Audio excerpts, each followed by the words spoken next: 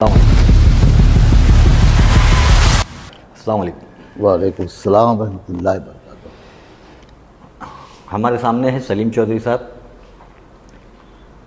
मैं अवाम की तरफ से आपसे कुछ सवाल पूछना चाहता हूँ कि ये जो इलेक्शन है और ये जो जमात का इलेक्शन हो रहा है, ये सिर्फ मेंबरों की हद तक है या पूरे अंबरनाथ के मुसलमानों के लिए? ये जो मुसलमानों के लिए है और इसके अंदर इलेक्शन के अंदर जितने भी लोग फॉर्म भरे, कम से कम अंबरनाथ के अंदर 10 से 12 हज़ार मेंबर बनना चाहिए था। और वक्फ बोर्ड के जो टीम यहाँ पर जो वकील को दिया था, उन्होंने एक फॉर्म ला के खुद भरना वहाँ पर, जिसके कारण बहुत टाइम सुबह 10 से 5 बजे का टाइम था, जिसके कारण कई लोगों ने फॉर्म भरा नहीं। तो कोई ड्यूटी से 6 बजे आता है, कोई 8 बजे आता है। एक घर में 10 फॉर्म दिया उन्होंने, एक घर में 10 फॉर्म दिया और 10 को बुला रहा है कि आके यहाँ पर आप खुद अपना फॉर्म भर के सबमिट करो। इसके कारण पहले से सबसे पहला 10 से 12 हज़ार मेंबर नहीं बन पाए, 4,300 समथिंग 60 को सब बने। चौधरी साहब, अंबरनाथ के अंदर 70 कहा जाता है कि 70,000 के आसपास मुसलमान हैं। आप बता रहे हैं कि 10 से 12 हज़ार तक फॉर्म आना चाहिए था, वो नहीं आ पाए। उसकी वजह ये थी कि कुछ लोग जो है 12 घंटे ड्यूटी करते हैं जो नहीं पहुंच पाए वहाँ पे, क्योंकि उनको सेल्फ जाके जमा करना था, ये वजह थी।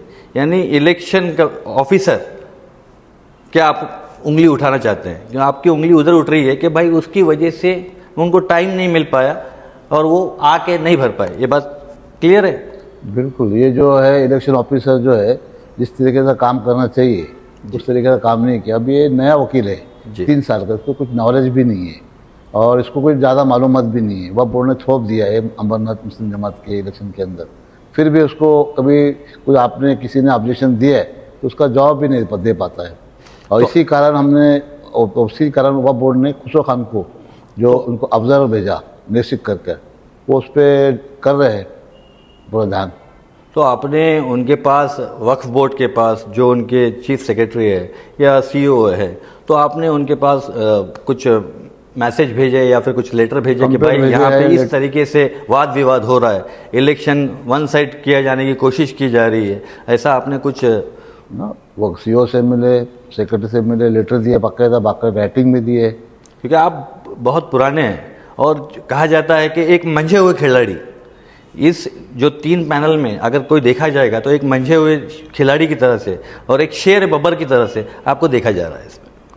हम शेर बबर तो नहीं है, अवाम के खादिम हैं। 24 घंटा हम खिदमत करते रहते हैं और हमारे वालिद साहब भी वही खिदमत की ही उसमें हमको ट्रेनिंग दिया है। लोगों के लिए, हमारे पीरों की वही तालीम है और हम लोगों की खिदमत के लिए है, शेर बबर नहीं है। अब लोग की मोहब्बत है, वो क्या क्या बना के कुछ वीडियो डाल रहे हैं, क्या क्या, ये उनकी मोहब्बत है। हम तो एक जमात के और खादिम हैं और हमेशा 24 घंटा हम खिदमत में अवेलेबल रहते हैं लोगों के लिए। चौधरी साहब, ये जो ट्रस्ट का इलेक्शन है, तो मैं आपसे ये जानना चाहता हूँ कि ये ट्रस्ट की प्रॉपर्टीज़ कितनी है, कहाँ पे? ट्रस्ट की प्रॉपर्टी आप वेबसाइट पे सुडवन के वेबसाइट पे जाएंगे, पूरा सुडवन पे पूरा आपको प्रॉपर्टी ट्रस्ट की बताई जाएगी करके। और बीच में कुछ लोगों ने ट्रस्ट की प्रॉपर्टी को अपने कब्जे में कर रखा है। हमने वक्फ बोर्ड से पूरा वो भी सुडवन पे चढ़ा दिया हमने। बहुत जल्द इलेक्शन के इंशाल्लाह ने कामयाबी दी अवाम पैरन को, तो बहुत जल्द हम वो कब्जे में लेके कौम की चीज़ हम कौम के हवाले करेंगे। कुछ लोगों ने कब्जे में लेके रखा है और इसी के लिए ये इलेक्शन, ये जो इलेक्शन है, ये इलेक्शन दरअसल ये दरगाह मस्जिदों का इलेक्शन है, मगर मेन मकसद कुछ जगह कौम के लोगों ने कब्जे में अपने रखा है जो कौम की चीज़ है। हम चाहते हैं, इसीलिए हम लड़ाई मुस्लिम एक्शन कमेटी के लिए लड़े थे, इलेक्शन के लिए इलेक्शन लड़े, काफ़ी काम किया हमने। उसके बाद कुछ लोगों ने कौम की चीज़ को अपने कब्जे में रखा है। इंशाअल्लाह ताला बहुत जल्द अल्लाह ने कामयाबी की तो बहुत जल्द इंशाअल्लाह ताला वो कौम की चीज़ हम कौम के हवाले करेंगे। और आप वेबसाइट पे जाइए, अंबरनाथ मस्जिद ट्रस्ट के वक्फ बोर्ड के जाइए, आपको पूरी प्रॉपर्टी के जितने डिटेल्स है वो सब मिल जाएंगे। यानी आपका ये कहना है कि कुछ लोगों ने अपने वो प्रॉपर्टी जो अंबरनाथ ट्रस्ट की प्रॉपर्टी है, मस्जिद ट्रस्ट की प्रॉपर्टी, वो अपने फ़ायदे के लिए, अपने मफाद के लिए अपने नाम पे किया हुआ है। बिल्कुल किया उन्होंने। और उसके बाद हमने शुरू रन के ऊपर चढ़ा के अम्बरनाथ मस्जिद ट्रस्ट मुस्लिम जमात के नाम पे हमने चढ़ा दिया उनको। ये इलेक्शन होते हैं कि साथ ही वो बाकायदा कानूनी कार्रवाई के हिसाब से वक्फ बोर्ड के मान्यता लेकर वो ट्रस्ट के प्रॉपर्टी जो जिसके कब्जे में है वो जमात के हवाले की जाएगी। वो कौन सी प्रॉपर्टी है जिन पे कब्जा किया हुआ है? हाजी यूसुफ मेमोरियल स्कूल बालाजी नगर में ये जो है कौम की जगह है, जमात की जगह है, उनको कब्जा किए। तो हमने उसके अंदर वक़फ़ के इसके अंदर शेड्यूल 1 में वो नाम चढ़ा दिया हमने, 2-2.5 साल पहले चढ़ा दिया हमने उसके अंदर। और बाकी और कुछ पेपर साल का आता टैक्स वो भी जमात के नाम से भरा गया है, मुस्लिम जमात अम्बरनाथ के नाम से। और ये प्रॉपर्टी चढ़ा दिया गया, बहुत जल्द इंशाअल्लाह ताला कौम की चीज़ कौम के हवाला किया जाएगा। यानी ये टैक्स और लाइट बिल वगैरह पहले उनके नाम पे आते थे, सब जो भी नाम पे सब चेंज कर दिए जमात ने, चेंज करके और टैक्स भी चेंज कर दिए। और उसका जो साल का कर आता है वो हम आज से नहीं साल से भर रहे हैं, उसको भर के पूरा क्लियर किए है। हमारा एक ही मकसद है, जो चीज़ कौम की है वो कौम के हवाले होना चाहिए, चाहे वो कोई भी हो। एक पेन भी रखता हो तो उसको वो देना चाहिए, वो कौम की चीज़ है। चौधरी साहब, आपके ऊपर यह आरोप है कि अब तक के एक स्कूल क्यों नहीं बना पाए, और उसके साथ में ही और एक आरोप ये है कि आपने लोगों से तलाक के मामले में पैसा खाया है, 1-1 लाख रुपये, 50-50 हज़ार रुपये लोगों से लिया है। यह आरोप आपके ऊपर अवाम लगा रही है, अवाम के कुछ लोग लगा रहे हैं। स्कूल की जगह जो है पनवेलकर गार्डन में है, वो मुस्लिम जमात अम्बरनाथ की है। अम्बरनाथ के कुछ जूने लोग और नए लोगों ने उस पर कई दफ़ा हमने स्कूल का प्लान पास किया था।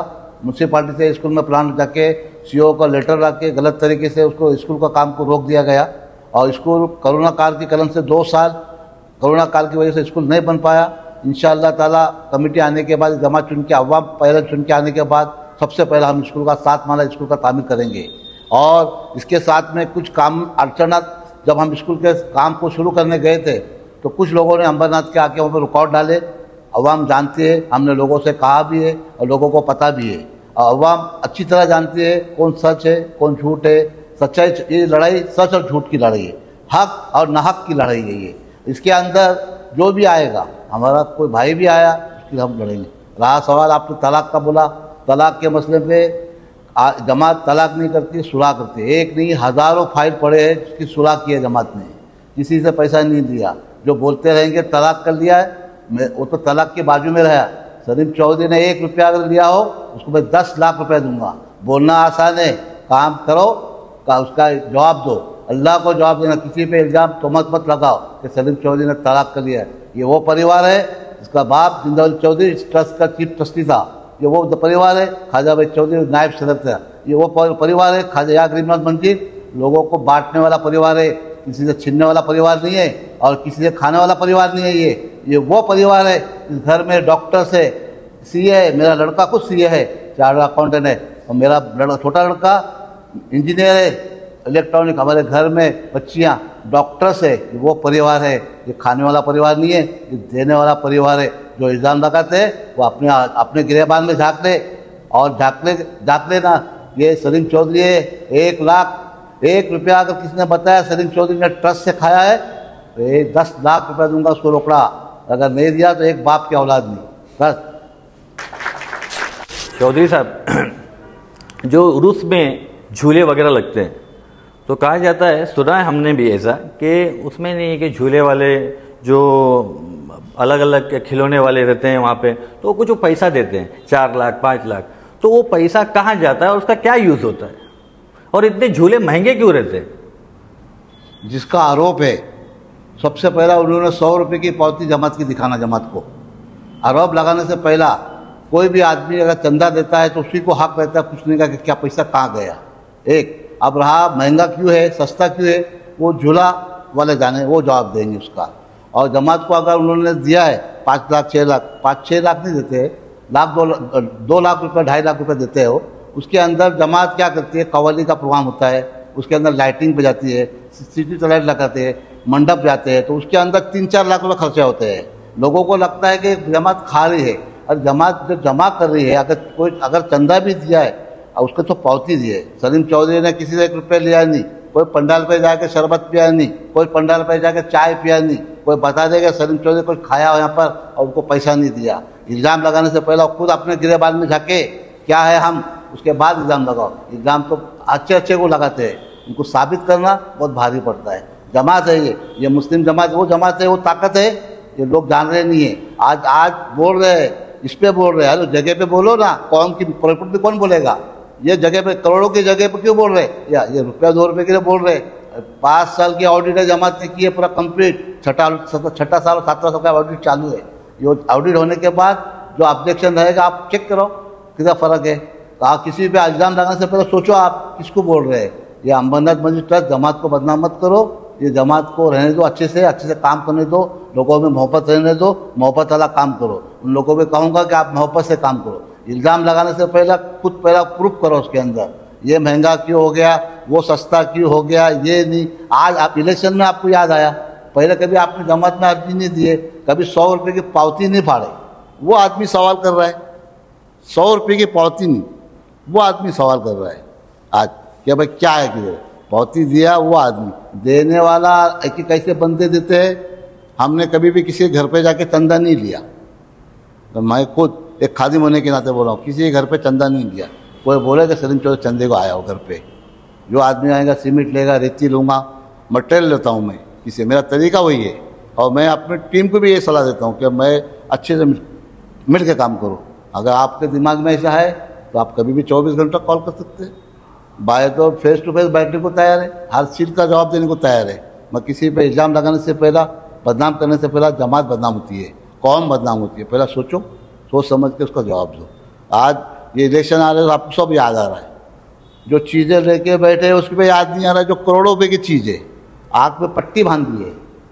मैं वो पट्टी खोलो, लड़ो, फाइट करो कि कौम की चीज़ कौम में क्यों नहीं आई, वहाँ क्यों नहीं बोल रहे, वहाँ क्यों आग बंद है। इसका मतलब है कि तुम कुछ 60 घाट से खड़े हो।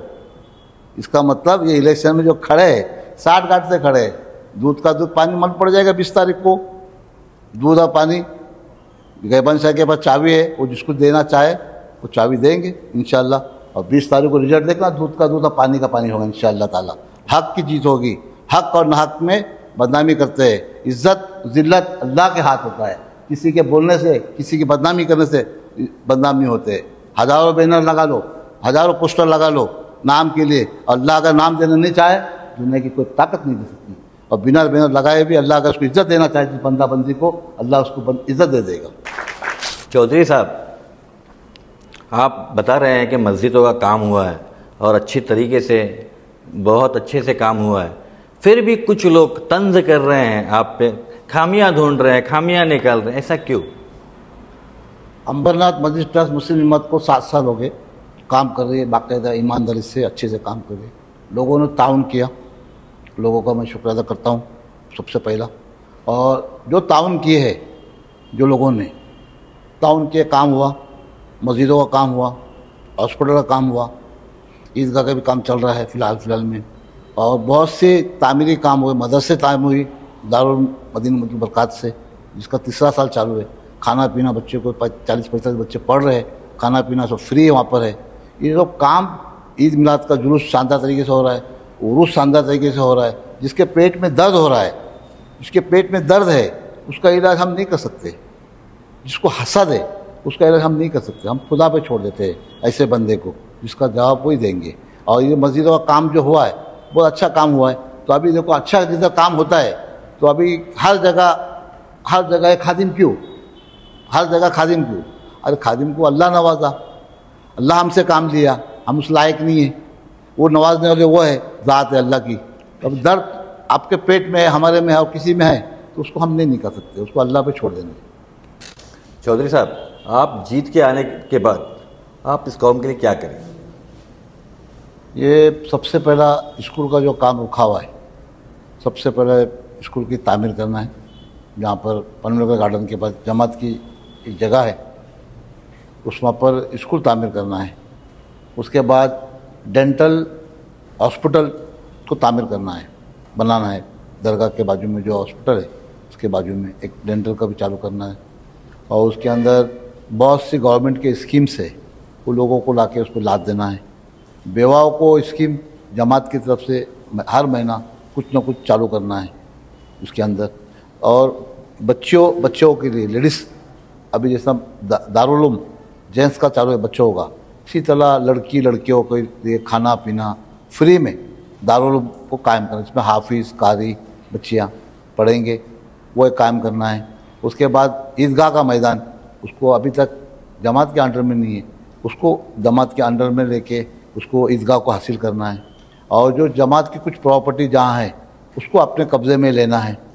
और लोगों की जो भी फलाह बहबूदी का काम है, और बहुत से काम बच्चों को कंप्यूटर्स वगैरह है स्कूल के बारे में, और बाकी गवर्नमेंट के स्कीम्स है, और जैसे हॉस्पिटल बनाना है, और बहुत सी चीज़ें हैं हम सोच के रखे। इंशाअल्लाह ताला अल्लाह ने चाहा कामयाबी अता की तो बहुत जल्द हम काम शुरू करेंगे। सबसे पहला हम स्कूल की तामीर करेंगे, 5-7 माले की स्कूल को हम सबसे पहला तामीर करके स्कूल का काम अभी शुरू करने वाले हैं। पहले सब इंशाअल्लाह अल्लाह कामयाबी दी तो सबसे पहला स्कूल का काम हम तामीर में चलाएंगे। उसके बाद बहुत से काम हैं और इंशाअल्लाह ताला उसको पूरे कामों को पाए तामीर तक हमारी पूरी टीम उसको काम को पूरा करेगी।